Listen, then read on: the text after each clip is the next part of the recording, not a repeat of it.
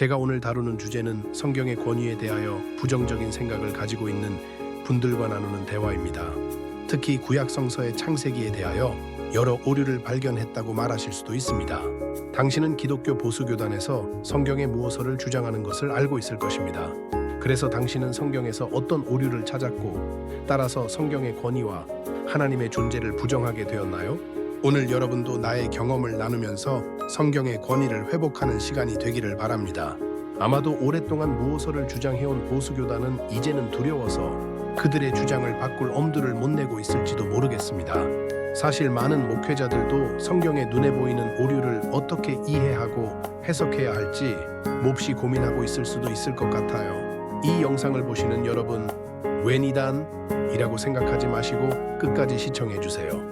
사실 여러분이 몰라서 그렇지 이미 오래전 19세기 초부터 구약학에 놀라운 발전이 있어 왔습니다.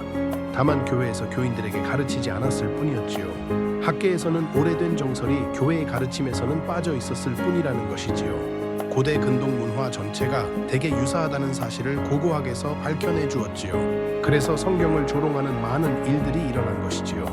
구약이 근처의 문화를 베낀 것에 불과한 것이라고요. 그러나 이스라엘 사상과 기타 민족의 그것에는 상통하는 점도 많으나 그 사이에는 엄청난 차이가 존재합니다.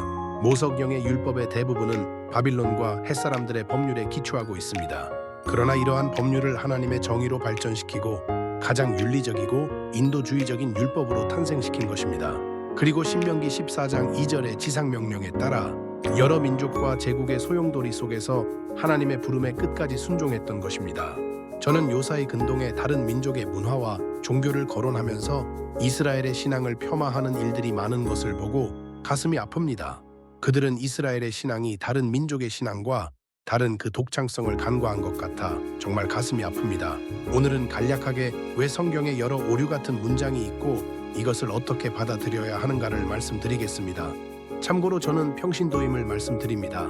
저는 아주 어릴 때부터 우리 가족 중에서는 처음으로 교회에 다니기 시작하여 중, 고교, 대학 그리고 70이 넘은 지금까지 교회에 다니고 있습니다. 고등학교 시절에 창세기를 읽다가 한 가지 이상한 것을 보았습니다. 하나님이 아담과 하와를 창조하시고 그들이 카인과 아벨을 낳고 카인이 아벨을 죽인 후 카인이 도망갈 때 하나님이 카인에게 표를 주어 누구에게든지 죽임을 면하게 하셨다라는 구절에서 그러면 이 세상에 이미 다른 사람들이 있다는 말이 아닌가? 이외에도 여러 군데에서 많은 의구심이 드는 문맥들을 찾았습니다. 목사님들께 질문을 했지만 만족할 만한 대답은 없었습니다. 이 작은 물음표들은 단순한 의심이 아니었습니다. 정말 하나님을 더 알고 싶은 갈망, 지금 돌이켜보니 그랬습니다. 대학에 가서 이러한 의문을 풀어보고 싶었습니다.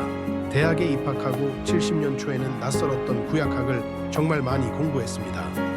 구약 성서가 만들어진 역사적 과정, 특히 모석영이 이스라엘 각 지파의 각기 다른 구전 전승을 바빌론 포로기 이후, 즉 기원전 6, 5세기 이후 편집자 집단이 하나의 서사로 구성했다는 것을 알게 되었습니다. 이 율법책은 에스라와 느헤미야가 중심이 된 율법 중심 공동체에서 공식적 율법서로 확정됩니다.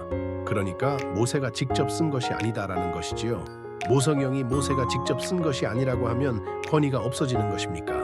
저는 오히려 그 기록이 수많은 사람들의 입과 마음으로 수없이 되새기며 딸과 아들, 손자에게 전달되어 수백 년을 변함없이 이어져 오면서 우리를 보호하고 이끌어주시는 하나님을 경외하고 기억해온 그 신앙에 놀라게 되는 것입니다. 물론 바벨론 포로 이전에도 여러 왕실의 기록, 일부 예언서의 기록이 있었고 기원전 7세기 요시야 왕 때 율법책 신명기의 원형이 성전에서 발견되기도 했지요. 이후 예언서, 성문서 등도 기원전 3세기, 기원 후 1세기의 유대 정경에 포함됩니다. 그러나 제가 말하고자 하는 요점은 구약시대의 이스라엘 사람들의 하나님에 대한 특별한 근동의 다른 어떤 종교와 전혀 구별되는 독창적인 신앙과 믿음의 고백과 찬미를 이스라엘 백성들이 여호와 하나님께 드리는 그 특별함을 보자는 것입니다. 성경은 과학 교과서도 법전도 신비한 암호집도 아니라는 사실을요. 성경은 하나님을 경험한 사람들이 나의 하나님을 고백하며 기록한 신앙 고백서였습니다. 가령 천지창조를 예로 봅시다.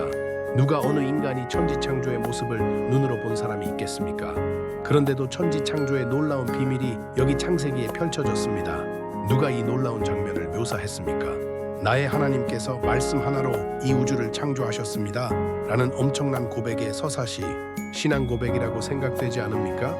현대 고고학의 놀라운 발전과 수많은 유적지의 발굴, 수많은 토판의 해석 등 수많은 고대 근동의 민족, 그들의 신에 관한 이야기, 천지창조의 설화들, 인간 창조의 이야기들, 홍수 이야기 등 이 많은 자료들이 구약성서와 많은 점에서 유사성이 있다는 역사적 사실이 밝혀졌습니다. 그래서 구약성서가 근동의 수많은 민족들의 여러 설화를 베껴 썼다는 것입니까?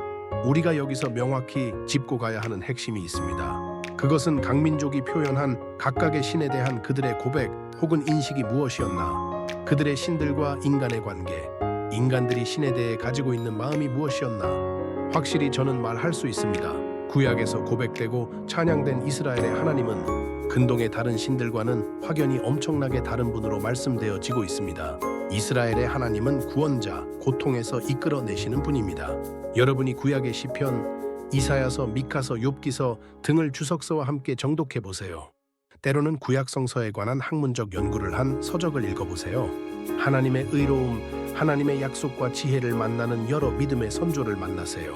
그래서 때로는 시요, 때로는 눈물의 편지고 때로는 사랑의 노래인 구약을 만나세요. 우리는 그 고백을 읽으며 하나님을 다시 만납니다. 여호와는 나의 목자시니 내게 부족함이 없으리로다. 목동 다윗은 낮에는 양을 먹이고 밤에는 짐승을 쫓았습니다. 그는 가장 일상적인 언어, 목자와 양으로 하나님을 노래했습니다. 고백은 거창한 교리가 아니라 일상 언어로 표현합니다. 욥은 모든 걸 잃고 하나님께 항의합니다. 왜 의인이 고난받습니까? 욥기의 절정에서 그는 이렇게 고백합니다. 전에는 귀로만 들었사오나 이제는 눈으로 주를 보옵나이다. 저는 여러분들도 이제는 눈으로 주를 보옵나이다. 라고 신앙 고백하시길 바랍니다. 질문이 끝나는 곳에 더 깊어진 하나님 체험이 시작됩니다. 구약의 각각의 개인을 만나고 그들이 지닌 신앙 고백을 우리도 함께 합시다. 창세기 1장은 우주를 무대로 한 장엄한 시추이고 창세기 2장은 흙과 숨결로 빚어낸 인간 이야기입니다. 서로 다르지만 두 고백은 하나의 메시지를 전합니다. 이 세상은 우연이 아니라 사랑으로 지어진 선물이다. 신앙 고백서로 읽을 때 성경이 살아나는 이유는 첫째, 고백은 정답이 아니라 관계를 드러냅니다. 질문이 남아있어도 하나님과 동행할 수 있다는 희망이죠. 둘째, 고백은 나만의 언어를 허락합니다. 시편 시인이 하나님을 바위라 불렀듯 오늘 우리는 GPS라 부를 수도 있습니다. 셋째, 고백은 세대와 문화를 잇습니다. 다윗의 고백이 오늘 우리의 찬송으로 울려 퍼지듯 성경은 과거의 고백이 현재의 언어로 되살아나는 살아있는 책입니다. 나의 현재 고백. 저는 성경을 통해 이렇게 고백합니다. 나의 하나님은 질문을 두려워하지 않으시며 눈물 뒤에서도 나를 안아주신다. 성경은 나의 여정을 완성해주는 정답지가 아닌 함께 걸어가는 길잡이였습니다. 그래서 매일 아침 성경을 펼치며 새로운 고백을 씁니다. 오늘도 주님은 나의 목자입니다. 성경은 하나님의 말씀이자 사람의 고백입니다. 그래서 더 아름답고 더 진실하고 더 살아있습니다. 이제 여러분의 차례입니다.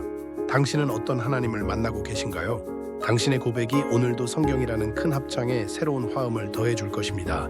제가 만나본 많은 사람들 중에서 구약의 창조주 하나님은 믿겠는데 예수님이 하나님의 아들이며 하나님이시라는 것을 믿을 수가 없다는 분들이 상당히 많았습니다. 그러한 분들을 위해서 다음번에 영상을 만들어 올리겠습니다.